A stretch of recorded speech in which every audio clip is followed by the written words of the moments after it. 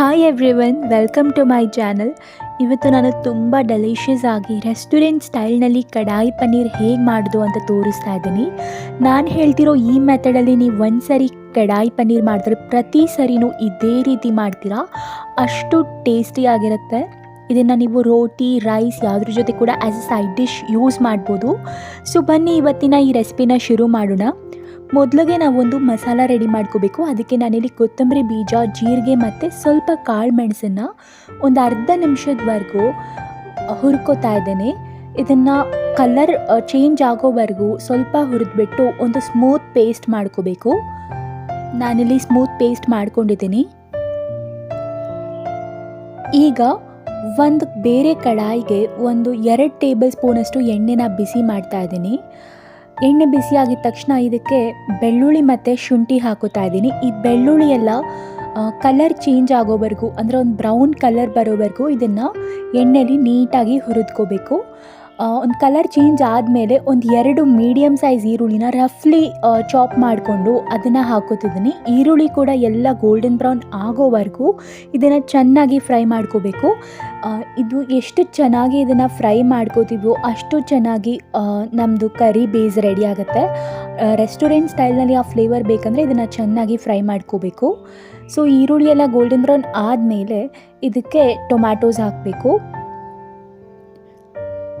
So almost ಇವಾಗ ನೀವು ನೋಡ್ಬೋದು ಈರುಳ್ಳಿ ಎಲ್ಲ ಗೋಲ್ಡನ್ ಬ್ರೌನ್ ಆಗಿದೆ. ಸೊ ಇಲ್ಲಿ 2 ಮೀಡಿಯಮ್ ಸೈಜ್ ಟೊಮ್ಯಾಟೊ ತೊಗೊಂಡಿದ್ದೀನಿ. ಇದನ್ನು ಕೂಡ ರಫ್ಲಿ ಚಾಪ್ ಮಾಡ್ಕೊಂಡಿದ್ದೀನಿ.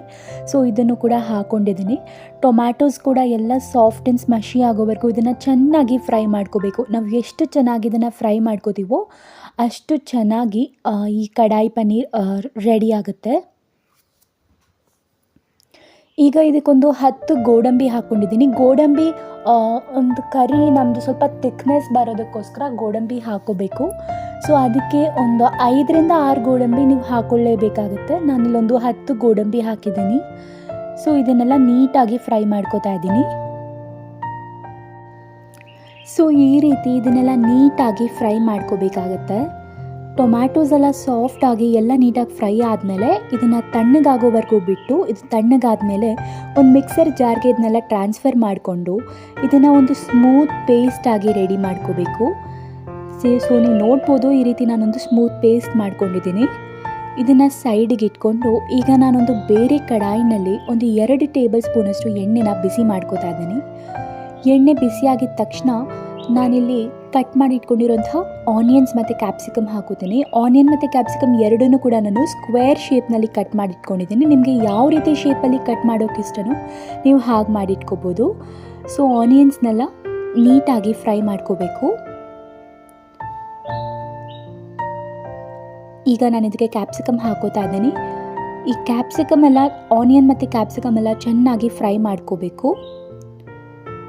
ನೀವು ನೋಡ್ತಿರ್ಬೋದು ಈ ರೀತಿ ಗೋಲ್ಡನ್ ಸ್ಪಾಟ್ಸ್ ಬರೋವರೆಗೂ ಕ್ಯಾಪ್ಸಿಕಮ್ ಮೇಲೆ, ಆನಿಯನ್ ಮೇಲೆ ಈ ರೀತಿ ಇದನ್ನು ಫ್ರೈ ಮಾಡಿಕೊಂಡು ಇದನ್ನು ಸೈಡಿಗೆ ಎತ್ತಿಟ್ಕೊಂಡಿದ್ದೀನಿ.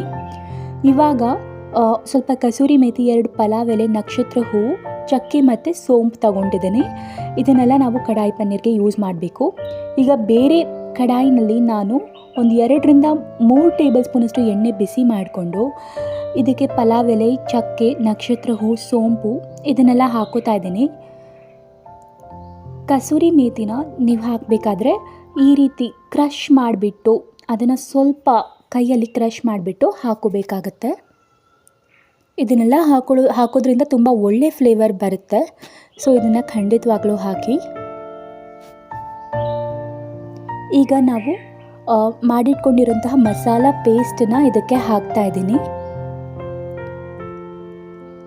ಈಗ ಇದಕ್ಕೆ ಅರ್ಧ ಚಮಚದಷ್ಟು ಅರಿಶಿನ ಪುಡಿ, ನಾವು ಆಗಲೇ ರೆಡಿ ಮಾಡಿಟ್ಕೊಂಡಂತಹ ಕೊತ್ತಂಬರಿ ಬೀಜ, ಜೀರಿಗೆ ಮತ್ತು ಕಾಳುಮೆಣಸಿಂದು ಪೌಡರ್ ಹಾಕ್ತಿದ್ದೀನಿ ಮತ್ತು ರೆಡ್ ಚಿಲ್ಲಿ ಪೌಡರ್ ಹಾಕ್ತಾಯಿದ್ದೀನಿ. ಈ ಮಸಾಲ ಪೌಡರ್ಗಳನ್ನೆಲ್ಲ ನೀಟಾಗಿ ಫ್ರೈ ಮಾಡ್ಕೋಬೇಕು ಒಂದು 2ರಿಂದ 3 ನಿಮಿಷದವರೆಗೂ.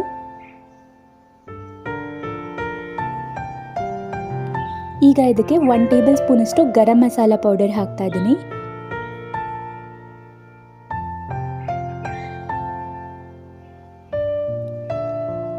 ಈ ಮಸಾಲ ಪೇಸ್ಟ್ನ ಒಂದು 10ರಿಂದ 15 ನಿಮಿಷದವರೆಗೂ ಚೆನ್ನಾಗಿ ಫ್ರೈ ಮಾಡ್ಕೋಬೇಕು. ಅದು ಚೆನ್ನಾಗಿ ಎಣ್ಣೆ ಬಿಟ್ಕೋಬೇಕು. ಅಲ್ಲಿವರೆಗೂ ಇದನ್ನು ಚೆನ್ನಾಗಿ ಫ್ರೈ ಮಾಡ್ಕೋಬೇಕಾಗತ್ತೆ.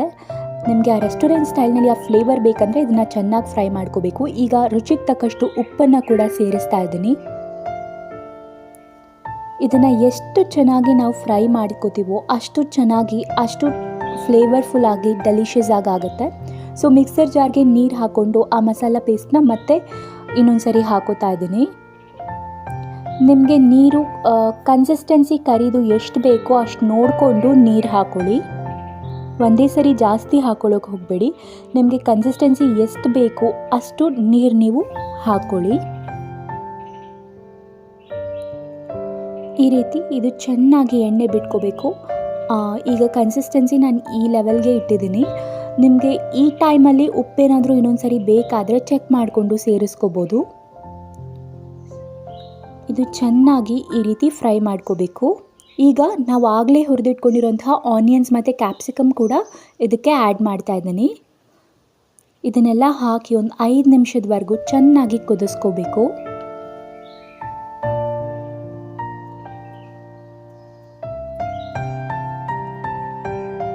ಇದನ್ನು ನಾವು ರೋಟಿ, ನಾನ್, ಪರಾಟ, ರೈಸ್ ಜೊತೆ ಕೂಡ ಆ್ಯಸ್ ಎ ಸೈಡ್ ಡಿಶ್ ಇದನ್ನು ಯೂಸ್ ಮಾಡ್ಬೋದು. ತುಂಬಾ ಡೆಲಿಷಿಯಸ್ ಆಗಿ ಬರುತ್ತೆ. ಸೊ ಈಗ ಇದು ಆಲ್ಮೋಸ್ಟ್ ಕುದೀತಾ ಇದೆ. ಸೊ ನನಗೆ ಇನ್ನೊಂದು ಸ್ವಲ್ಪ ನೀರು ಬೇಕು ಅನ್ನಿಸ್ತು, ಅದಕ್ಕೆ ಆ್ಯಡ್ ಮಾಡ್ಕೊಂಡಿದ್ದೀನಿ. ನಿಮಗೆ ಕನ್ಸಿಸ್ಟೆನ್ಸಿ ಎಷ್ಟು ಬೇಕೋ ಅಷ್ಟು ಮಾತ್ರ ನೋಡ್ಕೊಂಡು ಹಾಕೊಳ್ಳಿ.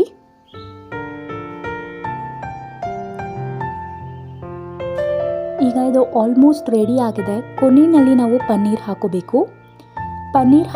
ಪನ್ನೀರೆಲ್ಲ ಕೆಲವರು ಮೊದಲೇ ಫ್ರೈ ಮಾಡಿಟ್ಕೋತಾರೆ. ಹಾಗೆ ಮಾಡೋದ್ರಿಂದ ಪನ್ನೀರ್ ತುಂಬ ಹಾರ್ಡ್ ಆಗೋಗುತ್ತೆ. ಸೊ ನಾನು ಹಾಗೆ ಮಾಡ್ತಾ ಇಲ್ಲ, ಲಾಸ್ಟಲ್ಲಿ ಪನ್ನೀರ್ ಹಾಕೋಬೇಕು. ಈಗ ಪನ್ನೀರ್ನೆಲ್ಲ ನಾನು 400 ಗ್ರಾಮ್ಸ್ ಪನ್ನೀರ್ನ ಈ ಥರ ಕ್ಯೂಬ್ಸ್ ಆಗಿ ಕಟ್ ಮಾಡಿಟ್ಕೊಂಡಿದ್ದೀನಿ. ಕೊನೆಗೆ ಈ ಎಲ್ಲ ಬೆಂದಾದಮೇಲೆ ಲಾಸ್ಟಲ್ಲಿ ಪನ್ನೀರ್ ಹಾಕೋತಾ ಇದ್ದೀನಿ. ಪನ್ನೀರ್ ಹಾಕಿ ಒಂದು ಲೋ ಫ್ಲೇಮ್ನಲ್ಲಿ 1 ನಿಮಿಷದವರೆಗೂ ಇದನ್ನು ಹಾಗೆ ಬಿಡಬೇಕು. ಅಷ್ಟು ನಾವು ಪನ್ನೀರ್ನ ಬೇಯಿಸಿದ್ರೆ ಸಾಕು, ಅದಕ್ಕಿಂತ ಜಾಸ್ತಿ ಏನು ಬೇಡ. ಸೊ ಇದನ್ನೆಲ್ಲ ನೀಟಾಗಿ ಮಿಕ್ಸ್ ಮಾಡ್ಕೋತಾ ಇದ್ದೀನಿ. 1 ನಿಮಿಷದವರೆಗೂ ಇದನ್ನು ಲೋ ಫ್ಲೇಮಲ್ಲಿ ಹಾಗೆ ಬಿಡಬೇಕು. 1 ನಿಮಿಷ ಆದಮೇಲೆ ಗ್ಯಾಸ್ ಫ್ಲೇಮ್ನ ಆಫ್ ಮಾಡ್ಕೋಬೇಕು. ಈಗ ಈ ಕಡಾಯಿ ಪನ್ನೀರ್ ರೆಡಿ ಆಗಿದೆ. ಲಾಸ್ಟಲ್ಲಿ ಒಂದು ಅರ್ಧ ಟೇಬಲ್ ಸ್ಪೂನಷ್ಟು ಕಸೂರಿ ಮೇಥಿ ಕೂಡ ನಾನು ಈ ರೀತಿ ಮೊದಲೇ ಹಾಕಿದಾಗೆ ಕ್ರಷ್ ಮಾಡಿ ಹಾಕೋತಾ ಇದ್ದೀನಿ. ಲಾಸ್ಟಲ್ಲಿ ಈ ರೀತಿ ಕಸೂರಿ ಮೇಥಿ ಹಾಕೋದ್ರಿಂದ ತುಂಬ ಒಳ್ಳೆ ಫ್ಲೇವರ್ ಬರುತ್ತೆ. ಸೊ ಈಗ ಇದು ಆಲ್ಮೋಸ್ಟ್ ರೆಡಿ ಆಗಿದೆ. ನಾನು ಹೇಳಿದಾಗೆ ಪನ್ನೀರ್ನ ಲಾಸ್ಟ್ನಲ್ಲೇ ಹಾಕೋಬೇಕು, ಇದೊಂದು ಇಂಪಾರ್ಟೆಂಟ್ ಪಾಯಿಂಟ್. ಸೊ ಇವತ್ತಿನ ಈ ರೆಸಿಪಿ ನಿಮ್ಗೆಲ್ರಿಗೂ ಇಷ್ಟ ಆಗಿದೆ ಅಂತ ಅನ್ಕೋತೀನಿ. ಈ ರೆಸಿಪಿ ನಿಮ್ಗೆಲ್ರಿಗೂ ಇಷ್ಟ ಆಗಿದ್ರೆ ಈ ವಿಡಿಯೋಗೆ ಲೈಕ್ ಮಾಡಿ ಮತ್ತು ನನ್ನ ಚಾನಲ್ನ ಸಬ್ಸ್ಕ್ರೈಬ್ ಮಾಡಿ. Thank you for watching.